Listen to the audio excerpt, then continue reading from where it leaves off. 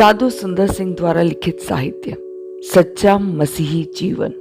सच तो यह है कि सच्चा मसीही जीवन चाहे गुप्त हो या प्रत्यक्ष, वह सदा सफल रहता है और जहां भी हो वह दूसरों पर अवश्य अच्छा प्रभाव डालेगा। और सच्चाई की खोज करने वाले जिनका आत्मिक अनुभव जीवित है, वे ऐसे जीवन में जीवन के सोते को जानकर उसकी ओर झुकेंगे और अनंत जीवन प्राप्त करेंगे। एक बार दो प्रचारक बाजार में प्रचार करने गए। उनमें से एक बहुत निपुण प्रचारक था। उसने प्रचार करना आरंभ किया। थोड़ी सी देर में एक हिंदू खड़ा होकर प्रश्न करने लगा। प्रचारक को चुप होना पड़ा। वाद विवाद होने लगा। प्रचारक ने यथाशक्ति उस बुद्धिमान हिंदू के प्रश्नों का उत्तर देने का प्रयत्न किया, परंतु वह हिंदू संतुष्ट न हुआ। तब प्रचारक ने दूसरे प्रचारक की ओर संकेत करके कहा कि अब यह उत्तर देंगे। यह प्रचारक बोलने और वाद विवाद करने में बहुत चतुर न था, परंतु एक सच्चा मसीही और भजन प्रिय था। हिंदू तुरंत ही सिर झुकाकर उसे सादर प्रणाम किया और कहा, इनसे मेरा कुछ भी वाद विवाद नहीं है। मैं इनके लिए परमेश्वर का धन्यवाद करता हूँ कि इनके जीवन द्वारा मैंने जीवित मसीह का दर्शन किया और बच गया हूँ। परंतु मेरा झगड़ा तो तुमसे है, जो अपने मुख से तो मसीह को प्रस्तुत करते हो, पर अपने व्यवहारिक जीवन में उसका खंडन करते हो। ऐसे मुखों को सदा के लिए बंद हो जाना चाहिए, जिन्होंने मुझे और बहुतों को मसीह से दूर रखा है।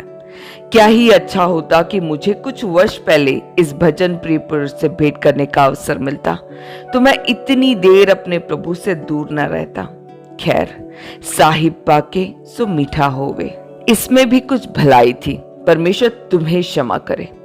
यह सुनकर बकवासी प्रचारक तो लज्जित होकर अपने घर को चल दिया और यह नया चेला परमेश्वर की स्तुति करता हुआ उस धर्म प्रिय प्रचारक के पीछे पीछे चल पड़ा और उसने अपना जीवन प्रभु यीशु की सेवा के लिए अर्पण कर दिया।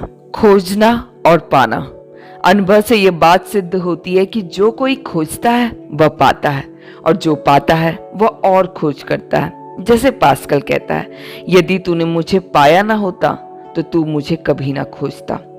अर्थात यदि मनुष्य को परमेश्वर की उपस्थिति व संगति का कुछ भी अनुभव ना होता, तो वह आगे और खोज करने का प्रयत्न या चिंता बिल्कुल नहीं करता। इसलिए परमेश्वर हर किसी को अपनी उपस्थिति का अनुभव कराता है।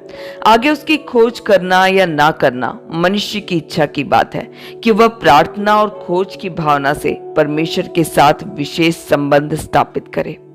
वैसे तो समस्त वस्तुओं की सत्ता है, परंतु उन्हें प्राप्त करने के लिए तैयारी और योग्यता की आवश्यकता है। जैसे वायरलेस के संदेश, गाना बजाना सब कुछ पवन में है, पर उसे सुनने और उससे लाभ उठाने के लिए उन शब्दों व ध्वनियों को पकड़ने वाला सामान रेडियो चाहिए। नहीं तो इन वस्तुओं का होना ना होने के समान है। एक सच्चाई के खोजी ने अपने अनुभव का यूं वर्णन किया कि मुझे अपने पुराने धर्म में एक प्रकार की शांति तो मिलती थी, परंतु वास्तविक शांति नहीं मिलती थी। और जब शांति की भूख ने सच्ची शांति की खोज के लिए मुझे विवश कर दिया, तो मैं उसकी अगुवाई से धीरे धीरे शांति के सोते के पास पहुंच गया। इस मंजिल पर पहुंचकर मालूम हुआ कि वह तृप्ति व प्रेरणा भी उसी जीवित मसीह की ओर से थी, जिसने अब मुझे शांति प्रदान की है। वह शुरू से मेरा है और मैं उसका हूँ। मेरी और मेरे जैसे अन्य सच्चाई के खोजों की स्थिति, जो शुरू में मसीह से अपरिचित रहे, इस घटना से स्पष्ट हो जाती है।